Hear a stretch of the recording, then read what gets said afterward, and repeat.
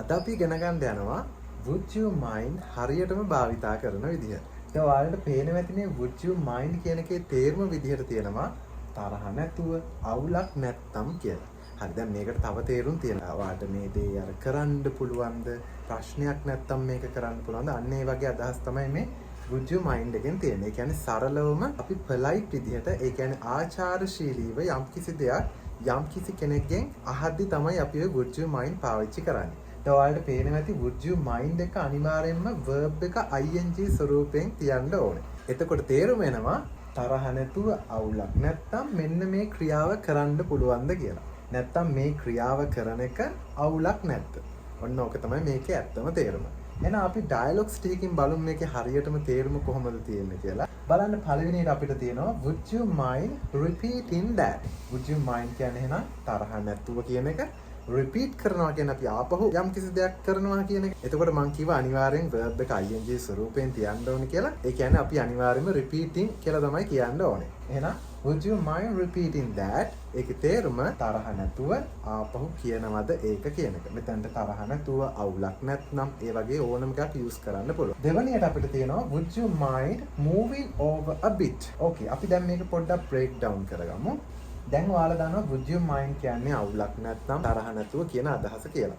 එහෙනම් would you mind moving? move කියන්නේ මොකද්ද? move කියන්නේ සාමාන්‍යයෙන් එහෙට මෙහෙට වෙනවා කියන අදහසනේ තියෙන්නේ. මම ඔයාලට කිව්වා අනිවාර්යෙන් verb එක ing ස්වරූපයෙන් තියන්න ඕනේ. එහෙනම් move එක moving වෙන්න ඕනේ. එහෙනම් අපි බලමු would you mind moving?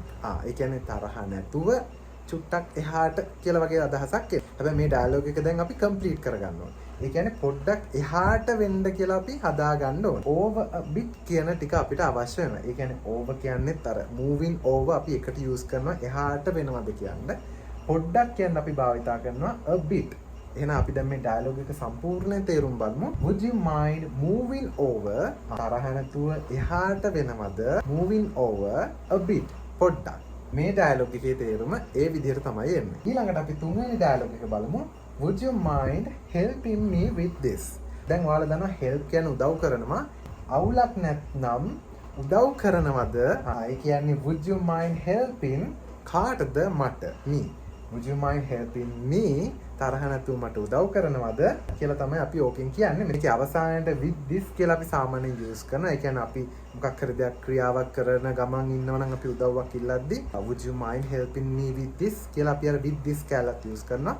ඒ වගේම මේ verb එක ඇයි අපි ing ස්වරූපයෙන් තියන්නේ කියලා දැනගන්න ඕන නම් ඔයාලා මුලින් ඉඳලා ඉංග්‍රීසි ඉගෙන ගන්න ඕනේ.